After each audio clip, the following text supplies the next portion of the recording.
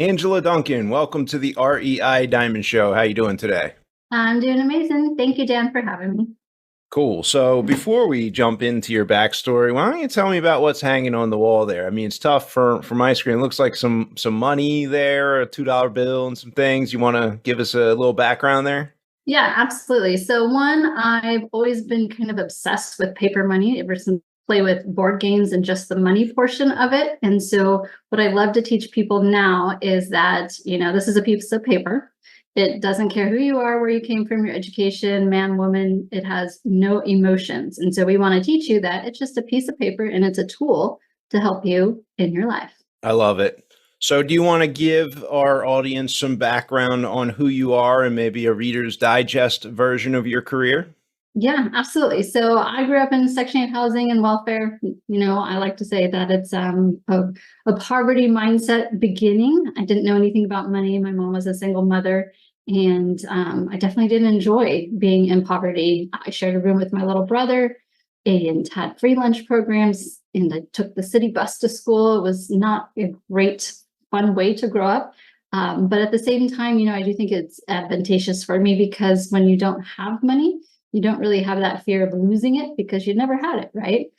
So as soon as I was old enough to sign my own lease, I had several jobs and I started my college journey. I really wanted to be a stockbroker. I thought I was completely fascinated with stocks. I wanted to go trade on the exchange. And when I graduated and kind of got in that field, I quickly realized that I just don't have the heart or the stomach to be in that industry. And that's when I switched to real estate. Nice, nice. So do you still have the brokerage business as part of your career, or is that in the past now? That's in the past. Sold that a few years ago by way of divorce. We can't both own it if we're not really married and together anymore. So he took that over and I walked away with cash, but I definitely have continued my real estate journey. Yeah, maybe that's for the better. I don't know how that brokerage is doing, but I know that we have a lot of brokers dealing with a lot of pain in the marketplace from the low transaction volume. And then you layer on this NAR settlement that everyone's talking about. And it's like a lot of unknown for the brokerage community. And on the investor side of things, prices going up, prices holding. I mean, things have been certainly good for our company. We're blessed. But yeah, the brokerage community, from the people that I hear back from, it's a challenging time out there for a lot of people.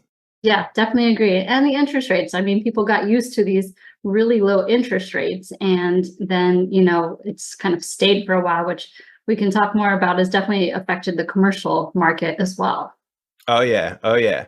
So why don't we start with the mindset around money? Because from doing the research, that seemed like a big part of what everything you've published kind of starts from there. And even from coming from the background that you just shared with us, I we had food. My mom and dad owned their house, but we certainly weren't well off. And when dad's business kind of took a dive, things got tight for us. And looking back at the hungry years, I can see where my hunger and tenacity was probably born. And my daughter got to experience some of that because my story includes drug addiction, alcoholism until I was 32 years old. And so she was probably, 10, 11 years old when I got sober.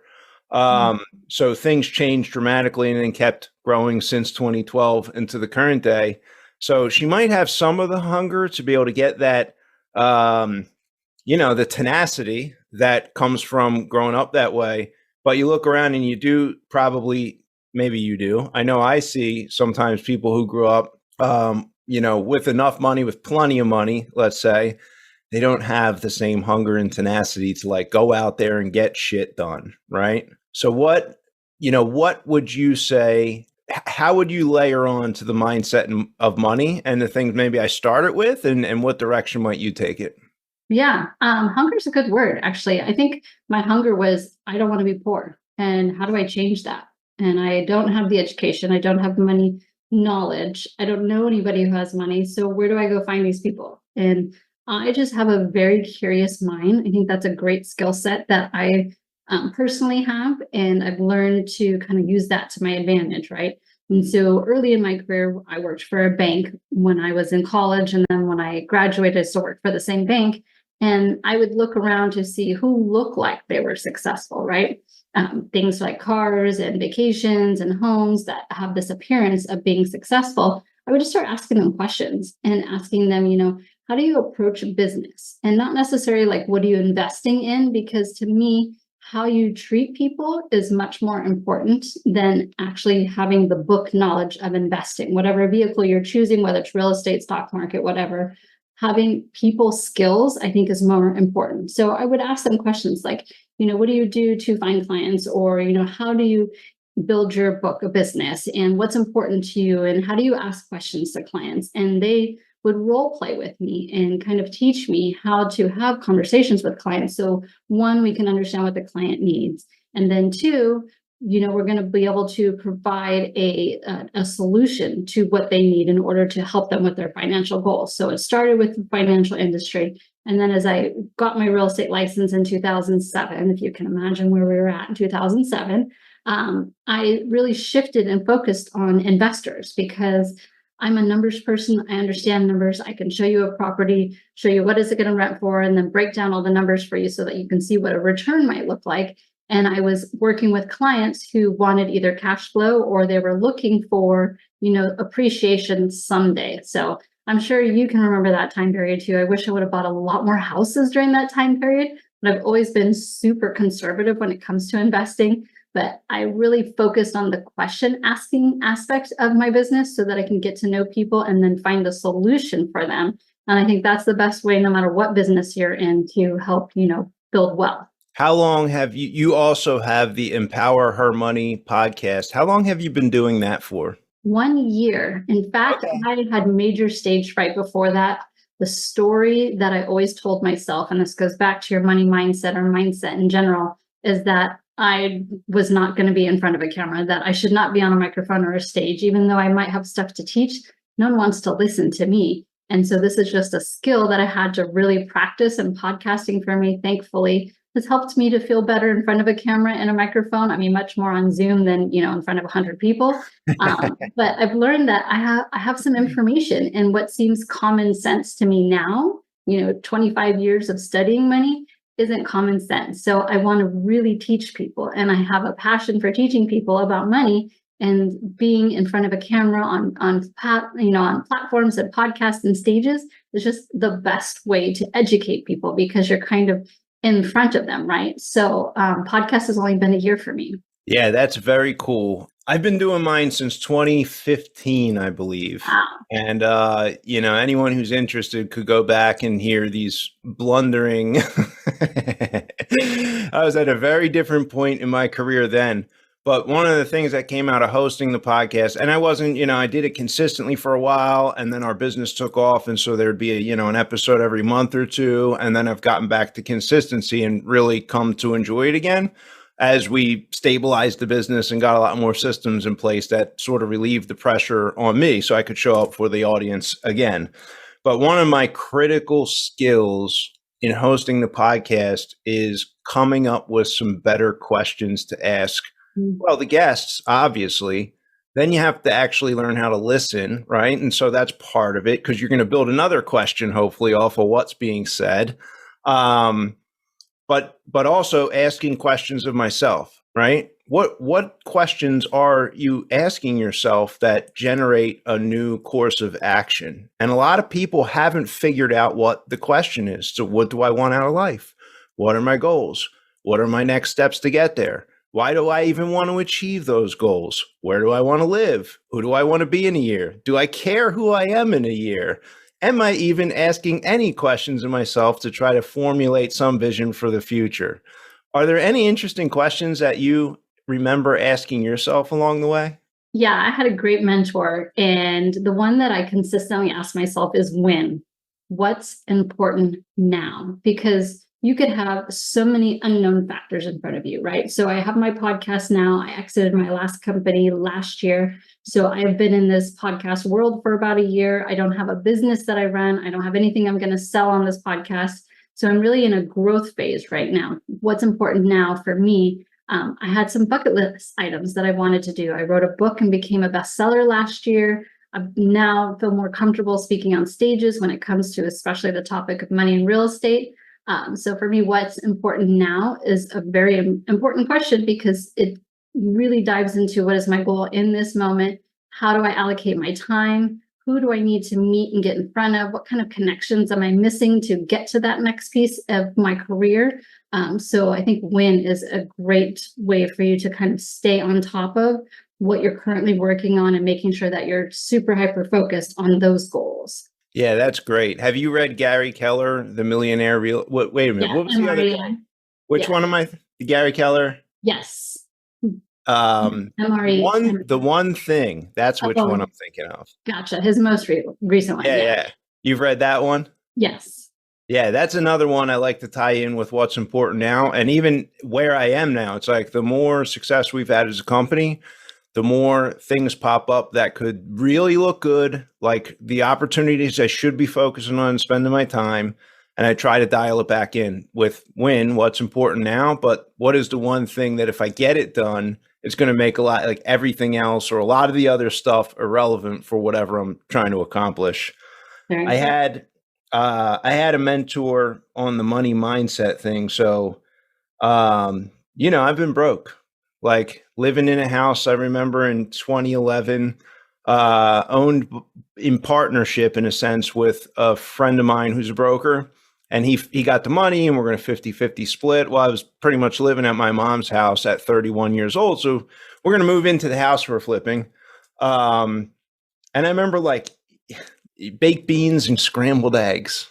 And it's like, and I was like, it's protein. It keeps me full. The eggs were really cheap and I could like put the tin foil back on the baked beans and, there wasn't bacon. Some mornings there was, but that was probably the hungry time right then and there. And somewhere between 2011 and 2013, and I've been in the business since 2006 and had some good success in 07 and 08, and I gave it all away with my own personal choices up until that time.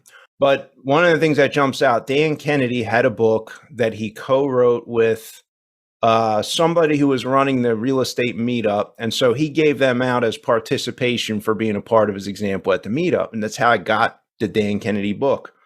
And I remember reading in there, and Dan Kennedy said something like, you can become rich. It's okay to become rich. A lot of people don't talk about their desire to become rich, or they want to sweep it under the carpet, kind of keep it quiet and never acknowledge it. And it's like, no, you have to actually make a decision to get rich before you'll go find the rest of the other action items, steps, sources of information, contacts, etc. You kind of have to make this conscious decision, and it's okay. You don't have to feel guilty about it. And so one of the money mindset and emotion things that I've had to deal with people on my team who are coming and starting from maybe similar circumstances of hunger that I did is the emotions around money, and oftentimes guilt around making money would be a predominant theme for people, including myself. There wasn't enough money. Mom said, no, we can't get this. There's not enough money. Don't ask for a new bike. You're not going to get that. It's too expensive.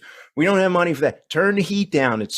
Go get a blanket, go get a sweatshirt. So like all the topics around money oftentimes would get an outburst at home. And people who grew up with, let's say, less than modest amounts of money, oftentimes will stop asking for things because the answer is always going to be no. And maybe there's this guilt that's attached to that once you can identify that, now you can be like absolved of that and realize it's like not a real and not a healthy way. It's not a healthy emotion when it comes to dealing with money, right? Better that it's a piece of paper and it's an inanimate object.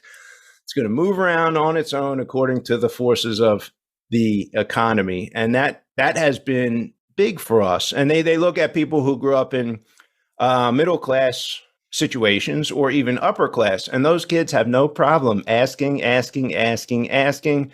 Sometimes the answer is no, but there's never this large outburst about not enough money. We found sometimes that people will be better in a sales situation coming from the middle or the upper class situation because they could deal with the rejection, and there's not going to be this knocking off the pedestal when they hear no. And so they're not afraid to continue asking for things like the sale, make an offer on this property. Hey, I can offer you 200,000, right? They're less, there's just less emotional baggage there in making the request because of the situation when they grew up. Giving yourself permission. That's what I think it comes back to too. I'm giving myself permission to want to have more, to create more wealth. I'm giving myself permission so that I'm okay with it. Versus, like you said, when you have that background of there's not enough, or you have that I'm scared or the anxiety around money. It's having a conversation with yourself first so that you can get past that belief of what you were told. And that's no longer true for you today. It might have been back, when it was being told to you, but you ask yourself, is that my truth today? And it's up to you to change your own story. But you start with giving yourself permission to change your story, giving yourself permission to want more, to desire more, to create more. And then I know that when I do that, that abundance that I'm bringing in, I'm not just going to hoard it. I'm going to give it to other people. I'm going to hire employees. I'm going to build a business. I'm going to give to charity and be able to, affect the people around me by first giving myself permission to have more abundance in my life. Is there any, I don't know, journaling exercise, goal setting exercise, sticky notes on the bathroom mirror? Are there any of these like little habits and things that you would suggest to somebody if they were coming from my hungry background and I didn't have any money and we met? What would you say? Okay, you got to do this, this, and this, read this book, this book, this. But what would be like my 3 action steps to try to build a more of an abundance mindset? I first start with the person. How do you receive information? I'm a very visual person, so I have a huge whiteboard here in my office behind me. It's literally like 6 feet by 4 feet. And I'm always writing stuff on there, whether it's my what's important now goals or any quotes that I come across when I love to read books. So if I find something that really speaks to me, I'll write that quote up because it obviously means something to me in that moment. So I'm a visual person. If you're a visual person, you've got to put it where you spend the most time. For me, because I do podcasts, I'm in my office quite often. So that visual board is right behind me and staring me in the face, right? Some other people are more audio. So, and it sounds silly, but you can record yourself and, remind yourself of your goals, remind yourself of your mission, give yourself permission to have that abundant lifestyle. If you're an audio person, maybe you need to listen to other podcasts or YouTube channels, but you have to know yourself well enough to know how you want to receive information. And the only way to change the story within your own brain is to continue to allow for that information to be brought to you and understanding how you best learn it. So I think that's critical for you in figuring out what those steps are. Some people like to jot things down. I'm not a big journaler. I do journal in the morning, and it's mostly just a download of what I was feeling in that moment because that's my quiet time with God and how I pray. So I'll start with the day with the journaling, which really helps me start on a positive note for the day. But then I'm in my office and I'm looking at that visual aspect because I understand that that's the type of person I am, and that's how I need to receive the information. Yeah, there is something to be said about, when you do the journaling, is it like with a pen? Yes, I have to write it down. And I like pink. So I have a notebook that's pink and my pen is pink because it just makes me happy. That's hilarious. My notebook is black, but my pens are always blue, and blue is my favorite color. I wonder if that's why I like the blue ink now that I think of it. You're attempting to receive information or download information, but I want to put it in a way in which feels good to me too. Yeah, and I don't do a journal, but I do have my prayer in the morning, and I try to keep my black book is like a goal book and a to-do list. For each week, I will rewrite down all the weekly, the yearly goals, et cetera. Every single week, I'm going to write them down again and kind of refine them. Some of them are going to fall off, but there's been some of the goals that when I watch the pen, and I prefer to handwrite, I feel like it's just some better connection to my brain, to my spirit versus typing it into a computer. It's like, it's sort of set in stone because I'm writing in ink. I can't erase it. Right. Whereas like you do it in a Word document, you can like adjust it, play with it, shift it around. It's just like there's never any real historical record of everything there if it wasn't done in pen. But there have been some of the goals where I felt like God was delivering the inspiration for each word in real time as I was writing it down. Mm-hmm. And then I'm counting on that same inspiration to maybe come through in the next days, weeks, months, and years of the people I meet and the information that I find and the information that I take in and the actions that I take to ideally create some of those things I've written down. And a lot of what was written down since 2011 when I started doing that is already in reality and part of the history today. Gotcha. I'm curious to know too, because you are someone that writes things down. Do you also write down any, I don't know, you want to call it failures, but things that you didn't accomplish or things that you tried, but maybe it didn't work out and a different path appeared instead of just the future goals? Do you write down all, any of the things that didn't quite go your way? That's a great question to review maybe the, faulty decisions or the sidetracks, I guess. I've never done that, but I have gone back because these are dated. So on the left 2 pages of the book, and on the left page there that's facing me, that's my weekly goals. That's, innovations and things, ideas that I'm trying to work on. And then I have like yearly goals at the bottom. And then on the right-hand side, that's a to-do list I'm going to do every night. So like tonight, I'll do my to-do list for tomorrow, and I'm going to be looking at the goals. So ideally that is informing what I'm putting into my to-do list. But those are dated and they fit, it's 1 week. The to-do list side can never go on to another page. That's on purpose. It's to restrict you from putting go to the grocery store and get avocados on there. It's supposed to be important, 2, 3, 4 items. You got to get them done. What's important now? And it's limited, right? It's limited on both sides. So it's not this whole run-on thing, right? I want some restriction there. And I have those books going back to 2011. During some periods of travel, there might have been, 2 days where the to-do list was done. Never really skipped a week. Maybe in the first year or two, it wasn't exactly consistent. So I have gone back and read through old goals lists to see the stuff I was excited about, like buying the rental properties that I've fallen into hate with, and I'm in the process of selling them because of all the time and the stress and the money I keep putting into them. And I'm making profit, but it's not justified for me for the amount of time to kind of tweak it when I could put that time in the business where we have, 25 or so other people who are going to benefit from my actions that are going to happen in the business. So it's almost unfair to them to even allocate the attention, right? But so I guess the answer is, it's like I see the things I was excited about and now I'm not. And those same goals I had to have are now turning into goals I got to exit.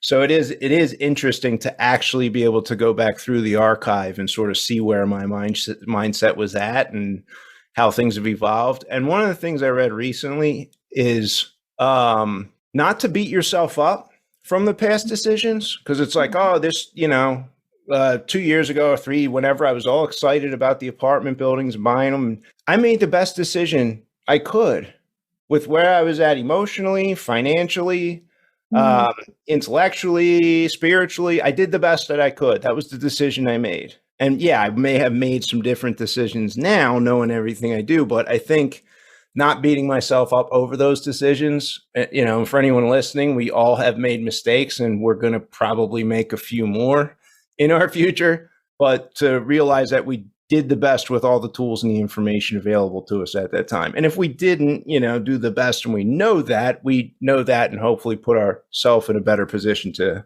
take everything into account, make the best decision we can now for the future. Yeah. And something I think to add on to that is, you're writing down your goals or what you're working on right now is to be creative and dream a little bit and put some things there, maybe 1 or 2 items that seem completely out of reach in this moment. But again, going through the act of writing it down, you're giving your brain permission to perhaps open the doors to the possibility of that idea, coming to fruition someday. And I think really when you're giving yourself permission and you open your mind to it, when doors open is typically when you're not looking for them, right? But you've already given yourself permission to say, hey, when I thought about, I really would like to write a book, I happened to come into contact to a coach who helps write books. But I don't think that would have happened if I hadn't told my brain this is something that I want to look for in this moment. When I thought about it, I didn't think I could ever write a book, let alone become a bestseller. It just seems completely out of reach. But I thought I would like to write a book and become a bestseller. And then that way, when that opportunity came about, my brain was like, oh, that's what you were looking for. And then, that relationship begins. Very cool. What is the name of the book and the premise?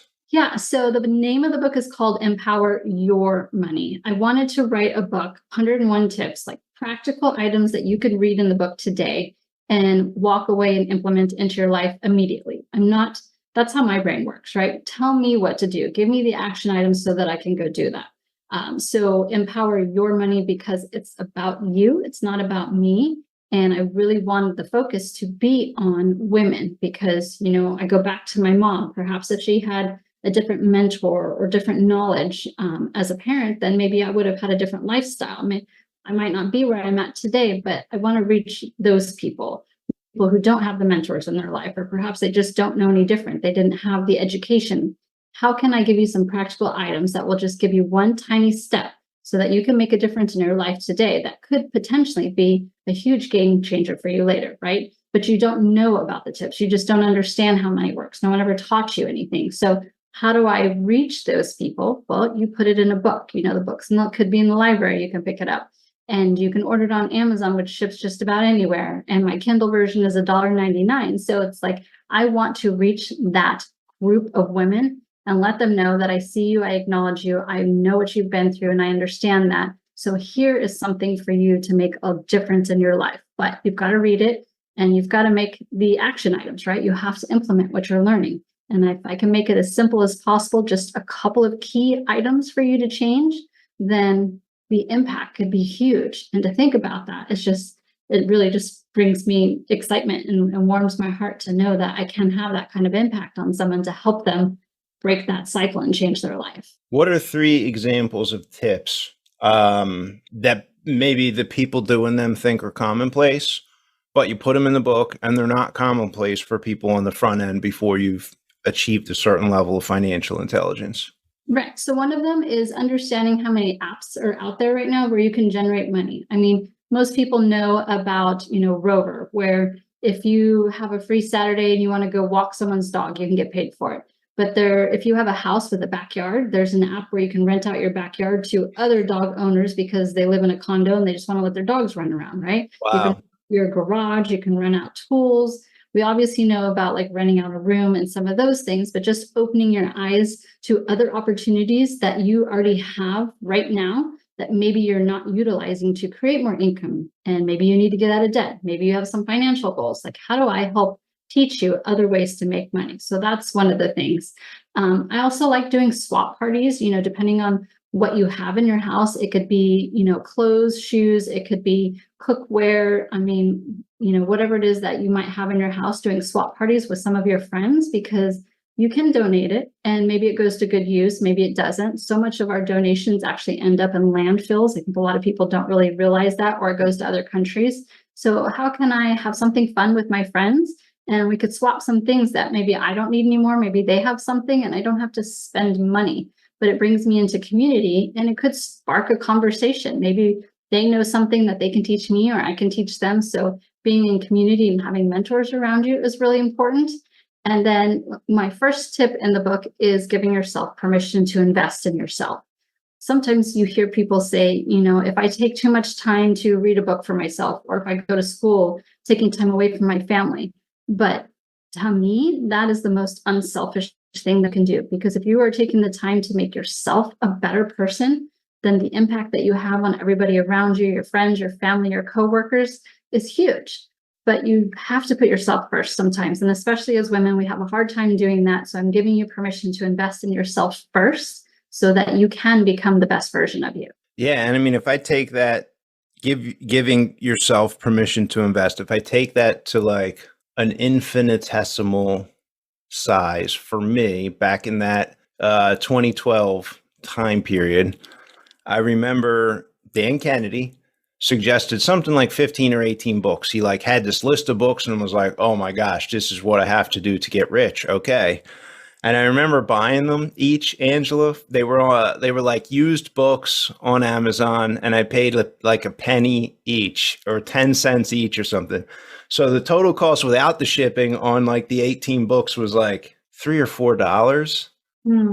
And then, the shipping was probably $4 a book altogether, but it was like making this $5 investment in myself was sort of out of the question before. And I meet people like that where I'm like, hey, read this book. And they're like, $17 for a book? Right. And there's like this mental block where, maybe it's our guilt around money and we're not giving ourselves the permission to even make that investment. But, going to school in college is probably a 20, 30, 80, $100,000 investment, plus this humongous amount of time away from the family and everyone else.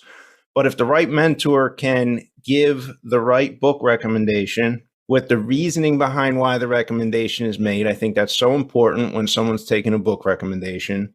And they spend that $17 and they do that while the kids are laying in bed with them. Doesn't have to be this monumental kind of thing that I'm going to change the world by going to college. And maybe that's where it leads. And you do go to college and that's the right thing to break the cycle. But it doesn't have to be that big. It can be really small. But even though it's really small, I look at the amount of resistance in my own life and the life of others for something like investing in a book or getting Audible and listening to the book being read if you don't like. And they're like, even me, again, it's like, I don't want to give them the $20 for this book. This just doesn't seem like I'm getting anything. I don't quite feel that way now, but I can remember feeling that way. And when I tell people about Audible in person, I can see their face like, this guy wants me to spend $18 on something on an app. Like, what is this guy doing? They think I'm like making a profit off the recommendation or something, right? And it's just I guess the willingness that comes in behind that. Yeah, and force your kids. I mean, if you're going to read the book, read it out loud to them, even if it's for 10 minutes. I used to make my daughter listen to CDs when we were in the car. I would take her to and from school, and she would just, Mom, why can't you be like the other moms and let me listen to music? I said, well, this is my car. And when you have your own car someday, then you can listen to what you want. But right now, I'm going to listen to Darren Hardy. I'm going to listen to Tony Robbins, right? I need this information and I want to learn more. And I hope that maybe you pick up a thing or two. And she hated it. But I know that she retained a lot of that information because as she spoke and, as she's now in college and she's talking about things, I can hear the words coming, from her mouth from things that she learned early on. So, and it has backfired a little bit because now if she drives me somewhere, I have to listen to her crappy music, which is not exciting. But at least I feel like, I was doing what was best for me in that moment, which was investing in my education. But also I know she retained some of that information and now she knows who those people are. She knows who Dave Ramsey is, So I'd rather her know who those people are than maybe some music artists that she could have been listening to on that car ride to and from school. Yeah, and it works too. My dad had us listening to Earl Nightingale in like the mid 80s and cassette tapes. And we were just like your daughter, complaining and yelling the whole time. But I am on this podcast right now talking about real estate investing and deals. So like those seeds were planted when I was a kid. I consider that one of the inheritances, if you will, that I was blessed to have from my dad. I grew up with some entrepreneurial energy. Maybe the business didn't go as he planned, and then that caused a lot of other issues a few years later.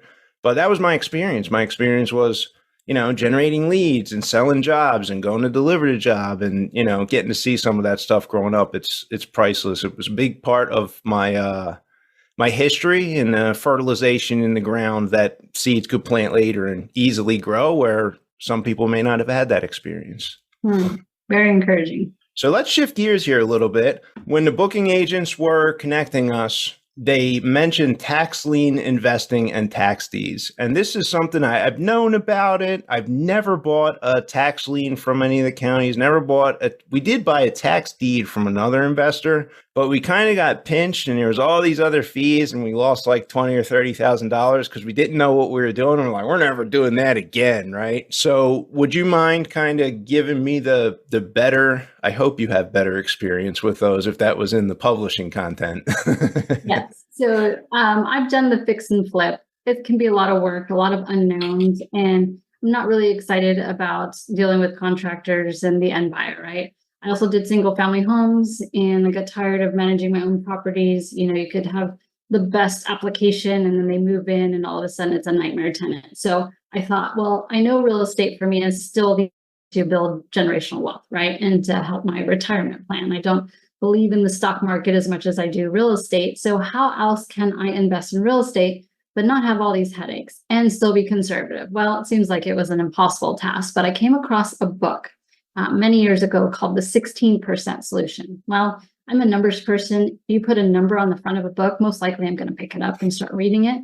And I thought, okay, well, where can I earn 16% passively? So I started reading about tax liens. I'm here in the state of Florida. So the way that the tax liens work here in the state of Florida is if you own a piece of property and you don't pay your property taxes, the government needs that money. They have to have that money to fund their budgets. They're paying things like schools and teachers and police officers. All of these things need to be paid. So they're asking you to pay your property taxes. And perhaps as a property owner, something happens in your life, maybe you get sick, or maybe you lose your job, or a death in the family, God forbid, and you can't pay your property taxes. You're looking at, can I put food on the table or pay the taxes? Well, I'm going to put food on the table, right? So these liens get placed on your property for that tax that's owed. And every year they go up for auction. It's an online auction today. It wasn't always like that, but it's an online auction today. It opens up in April and it runs through June 1st. So an investor like myself can come and give the government money so that they can fund their budgets. And in exchange, the government's going to tell me upfront what kind of interest they're going to pay me. I like this investment vehicle for several reasons. One, I know what I'm going to make going into it. Florida pays up to 18% interest on a tax lien. So depending on where we're at in the interest rate environment, what other vehicles are available, you can bid and get 10, 12, 14% interest on your money. And I'm essentially loaning the government, who is going to pay me back, because a tax lien is first position on any liens for a property. So the government's going to pay me back at some point in the future. And I know I'm going to get my principal back, and I'm going to get that interest. And I don't have to deal with fix and flip. I don't have to deal with tenants. I don't have to deal with contractors or real estate agents. The way that I've created my own buy box is, specifically looking for properties who I hope are going to pay back their taxes someday, because my strategy is not to end up with a foreclosure in a property. I'm looking for the homeowner that most likely just fell on hard times for a little bit. They have up to 3 years to pay that money back before that foreclosure process. So my bet is that that homeowner is going to pay it back. I'll get my money plus the interest.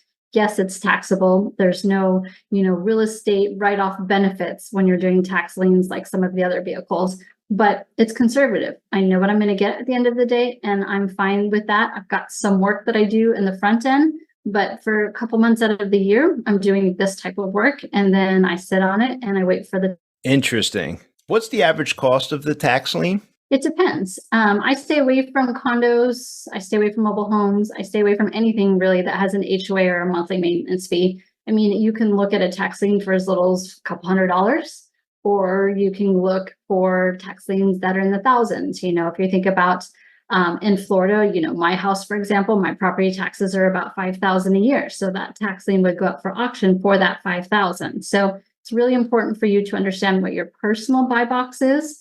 I'm looking for properties that are primary homes. So I can look them up. I can see that their homestead exemption is on there. So the homeowner lives in it, and hopefully they don't want to lose their home to foreclosure. So they're eventually going to pay their taxes back. I look for homes in the middle price range, meaning whatever that market is I'm looking at. I live in Miami, so our average house is a little bit higher in, the 500 to 600 range. So I'm looking for homes in that range. And I want to be the first tax lien, because it is possible that the homeowner didn't pay their taxes this year or next year. I want to be that first one. I don't want to be the second one. It's just what I prefer in my buy box. So understanding that if I'm, targeting a certain market, that hopefully my money comes back to me. But if not, I can go through the foreclosure process. I can get and acquire that property. That's not my goal in my own strategy, but it is possible. You can end up with a property or the tax deed at the end of the day, which is like a title to the property, right? So just understanding the process where you live, understanding what the interest rates are in your own county or in your own state. Do all of your due diligence. I still drive by properties before I buy the tax lien, because I want to make sure I'm not buying dirt. It's much harder to unload dirt if I have to foreclose than a house. And even though I see it right now, it might be in a different condition 2-3 years from now, but I'm doing my research as part of my research up front. Yeah, and you'd be surprised on how often trying to do that on Google might net you a big problem. Yep. There's house there on Google, but it's torn down in real life. Um, yeah, Google used to be like relatively new data, but some of those photos on Google Images are like 7 and 8 years old now. So driving by and doing the hard work seems imperative. Have you ever had to take back a property? I have not, thankfully. It's not my strategy, and I hope to not have to do it. But I understand the process if I need to. So at least here in Florida, I understand what the process would look like. And you said up to 18%. If you're bidding, am I right in assuming well, let me see if this is the process. It runs from April to June 1st. Does that mean the bidding is happening all the way until June 1st and then everyone gets awarded, or are they kind of like stair-stepping award all the way to June 1st? Yeah, unless they get a bulk buyout, which is potentially possible because there are, funds that come in will do a bulk buyout from a county.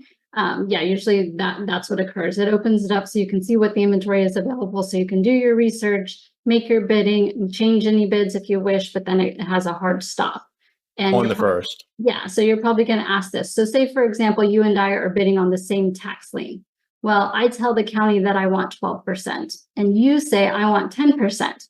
The county is going to go with your bid over mine because it costs them less than, if you're taking 10% interest and I'm wanting 12, they're going to award it to you because it costs them less to sell that tax lien to you. Doesn't the homeowner actually pay the interest in the end? They do, yes. So why are they doing the bid down? Is that just a way to kind of equalize the market so it's not always 18 going to a fund? Correct. And then if you do have to go to, if you go through the 3-year max and you have to foreclose on it, whether it's you or whether it's a loan or whether it's the city, they want to know what that cost is up front. And if they can keep the cost as low as possible, then obviously it's going to better for all parties involved. Does it ever get bid down to zero for any reason? It can. When we had, interest rates in the low, so like when you can go get a mortgage for 2-3%, yeah, people were bidding it down to zero because they were just looking to allocate their funds, especially these larger hedge funds that needed to just put money somewhere in hopes that they were going to foreclose and get the property. Then that can be a strategy too, because the interest rate might not be important to you. Maybe you're looking for homes that will ultimately be foreclosed, and you'd rather be that first position to be able to foreclose first and take over that property. Okay. So if you bought the first, do you have some sort of option to buy the second year first before it goes through the auction again? Mm-hmm. Okay. So you would foreclose on that first lien, and then you just have to pay back the tax balance to clear the title for second and third year. Correct. Yes. Okay. And the mortgage doesn't get paid off with you. If you're the one that owns the tax lien and you do the foreclosure, that mortgage is second to you, and they actually have to go after the homeowner instead of you because this is a government lien and the government takes precedent over everybody. So does that mortgage stay attached to the property, or is it wiped? Yep. Wow. You go through that foreclosure process, it can be wiped out. It wipes it. Wow. Because they would pay it, I guess, right? Or they're the ones that are going to want to bid when it goes to that foreclosure process. They're going to want to take it over from you and pay you off and then take over the property if their mortgage is bigger than what they think that they can get for it. Got it. In your cycle each year, how many of these are on your due diligence list? Usually about 50. I am conservative and I'm scared to death that I win all of them. So I in my mind, I have a budget in place, and then I think, okay, well, I'm probably going to win about a half of my own numbers and what I want to see in my return. And so I budget it that way. Do I have it? You have to have enough cash for what you bid on. That's a key thing for you to know, because if you're the winner and you win all of them, the government wants their money ASAP. So you're going to put that deposit, and then they're going to want the funds right away after the auction ends. So don't bid on more than you have cash available, because the government doesn't like that, and you don't want to piss them off. Fair enough. How many do you win out of the 50 after it's all said and done usually? Usually about half of what I bid on. Okay. That's a pretty good success rate then. Yeah. And I go by what the market looks like. Right now, interest rates are a little bit higher. So what we're going to be able to bid and get is a little bit higher than it was a few years ago when interest rates are lower. And what was your, win average weighted interest rate return a few years ago? And maybe what do you expect it to be this year? Yeah, a few years ago it was around 5-6%. Now we can get closer to 10. Wow. All right. So roughly 5% higher than where maybe the Fed interest rates are is where the bidding sort of fizzles out, right? Because no one's Yeah, underbidding you. yeah, yeah. Did you see 10% last year in 2023 sale? Last year, yeah, we still saw 9-10%. Wow. Okay, that's interesting. The reason I've always stayed away from them is the people who first taught me about that back in 2006 said, yeah, everyone's going there with the intent to get the property. And so they bid them down to zero. And I was like, well, I don't even want to go do all the due diligence if I'm going to be kind of forced to go after the property in a sense. But the big takeaway for me and everything that you described is there's two strategies to the tax lien investing. It's either you're going for the property and you probably are bidding lower than those rate of returns, or you're hoping you're getting paid back, and that's where your 5, 6, 8, 9, 10% returns are going to be found. Is that accurate? Yeah, yeah. I mean, I think the person too that's maybe bidding it down on the interest rate, hoping for the property, looking for investors, that own properties, maybe they're not local, and they hope that, with the market the way it is, or if it's in a bad neighborhood, then maybe they're, considering that that's going to be foreclosed on someday. But if you look at the numbers, the majority of the homeowners don't usually get foreclosed, especially if, they have equity in the house, then they're going to most likely sell it before they have to get foreclosed. Yeah, that's interesting. Is there like a portal? Is it basically just like all of it's online, or are they like mailing this lien to you or something? Nope, everything is online. It's all electronic. And the payoffs are automated? Yeah, it usually gets directly deposited into your checking account, and it can come very randomly. So you're just paying attention to your checking account. Very cool. Very cool.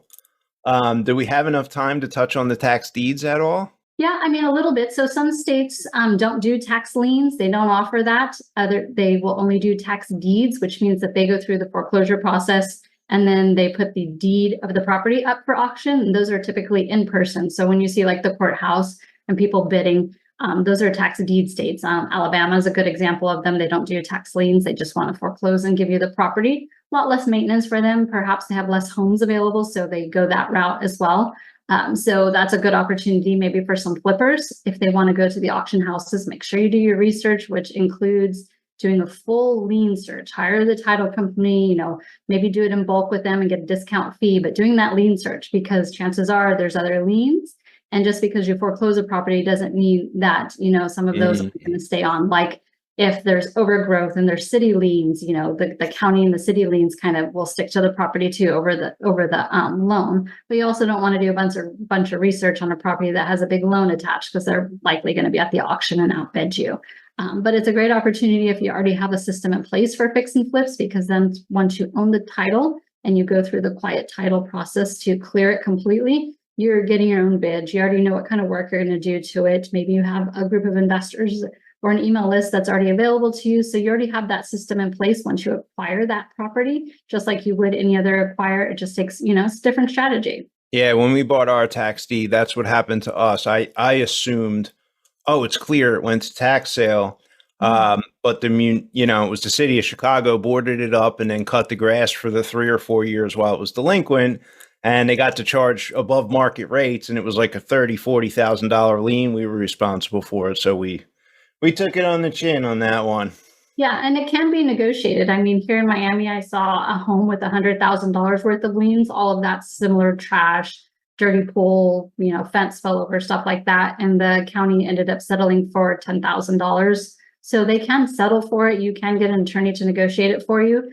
So it's not always full price, but you've got to do your research up front. Otherwise, like you said, you could get nipped in the bud and end up losing money. And we definitely don't want to lose money. Yeah, we were the village idiot in that deal. But you learned. Now you know what to do next time. That's right. That's right. Buy property with title insurance the old-fashioned way. So as we get to our wrap up, Angela, what are 1 or 2 books that had a major impact on your trajectory from where you started to where you are today? One of my favorites is The Traveler's Gift. And the reason why I love that book is because it has a chapter on being happy and how we can choose to be happy. It's one of the few things you can control in your life is your attitude. So I choose to be happy every day so I can impact other people in a positive way. And then most recently would be Wealthy Habits by Candy Valentino. I love that book, even though I feel like I know a lot about money. She outlines step by step some things that you need to be putting in place and perhaps thinking about money in a different aspect. She starts off the book with money mindset. So I love that she did that, but wealthy habits would be my second one. Very cool. And the crown jewel of wisdom, if you could go back and share with yourself, I don't know, 18, 20 years old, so just a few years ago, right? Yeah, What would that be? This is tough because I trust people when I meet them. Like if we have a conversation, I automatically trust you. And I think that in business is not a Mhm. great trait to have because it doesn't allow you to do the research that you need to do when you're working in a partnership, or maybe you're doing an investment together, you're buying a piece of property. I've been burned more times by people that I felt like I trusted. And then I just said yes instead of doing the research that I knew I needed to do because that trust factor was already there. So more due diligence, I guess, regardless of the gut feel. Yes. Important, important. Where should listeners, before I ask my final question here, but where should listeners go to get some more information about you, your podcast, books, etc.? Yeah. So Empower Your Money is my book. It's on Amazon. Empower Her Money is my podcast. It's my Instagram. It's my YouTube. That's where all of the information is that I love to put out to teach people. All right. And my final question, what is the kindest thing anyone has ever done for you, Angela? This is the one I struggle the most with because I really pay attention to small acts of kindness. So encouraging you to smile at somebody, open the door, say thank you. I love it when I give compliments to other women about their dress or their shoes. I just think it brightens their day. So it's hard for me to focus on what kindness happens to me because I focus more on giving it to other people. Fair enough. I guess with that, we'll wrap the show. I had a great time. A couple pages of notes here. I appreciate you coming on the show. Thank you, Dan. I appreciate you. Thank you for listening to Empower Her Money podcast. I am grateful for you.